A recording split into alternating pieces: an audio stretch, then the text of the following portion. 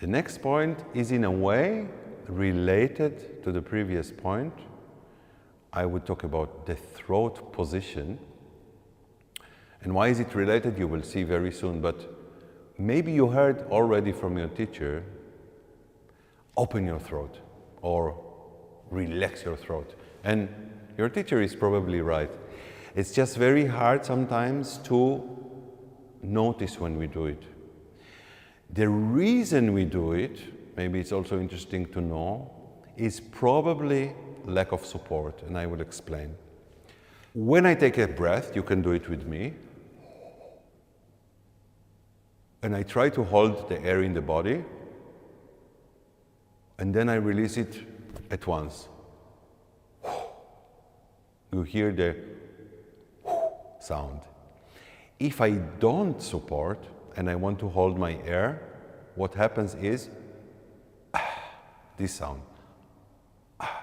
This sound is coming from the throat, meaning that now I was holding or blocking my throat in order to hold the air in the body. So again, when I support well in the diaphragm, lower in the body, I can keep my throat open and release the air, or block the air and then release. So I would look at your support first. If there are sounds coming from the throat, or if it's too narrow, or if someone tells you that it's too narrow or too closed, look at the support. It goes together. That's one thing. The other thing could be just lack of awareness or not really knowing what to do with the throat. I explained it very thoroughly, I hope, in another chapter. I will explain it again, maybe briefly, and mention that just that the throat, not only that it should be open in general or relaxed in general, it has to have the right position for every note. What do I mean by the right position? Actually, Robert Dick, I hope you know this name, he's quite a famous flutist. He is talking about a throat position or tuning the throat. So if I play, for instance,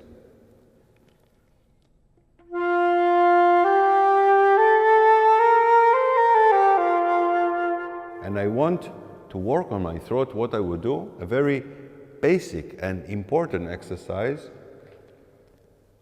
First I play,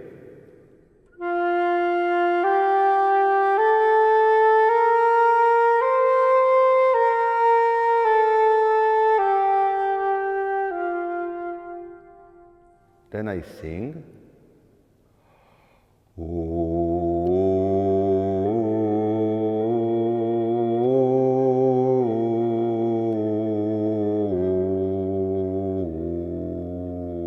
Then I combine the two.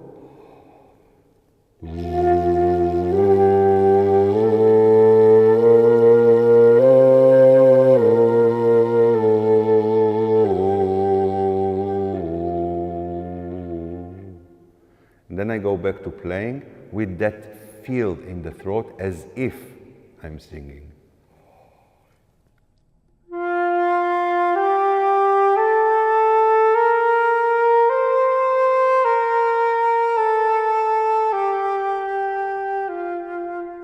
So hopefully, the last one is better than the first one, hopefully, because the throat is better in tune.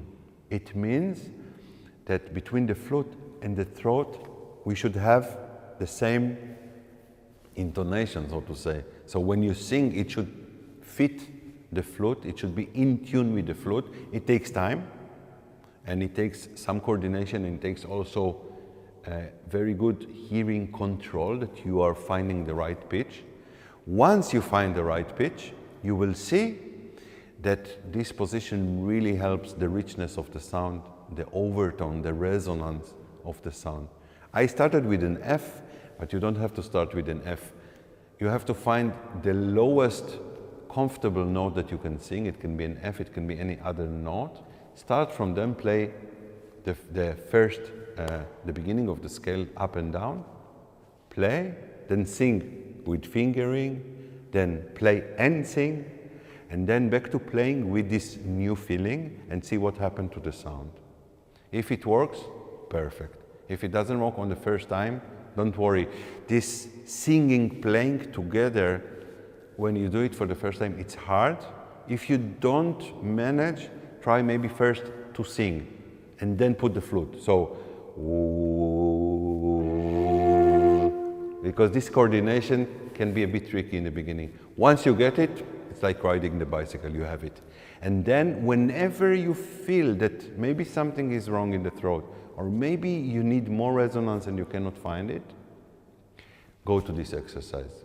And as I said earlier, this point relates to the previous point because it's not always the throat and it's not always the tongue. Sometimes it's the connection between the tongue and throat, this place where we drink. When I drink, the beginning or end, as you look at it, of the tongue and the entrance to the throat is the same place. So sometimes you had to release this place which is neither throat nor tongue, or both, okay? So good luck exploring this area.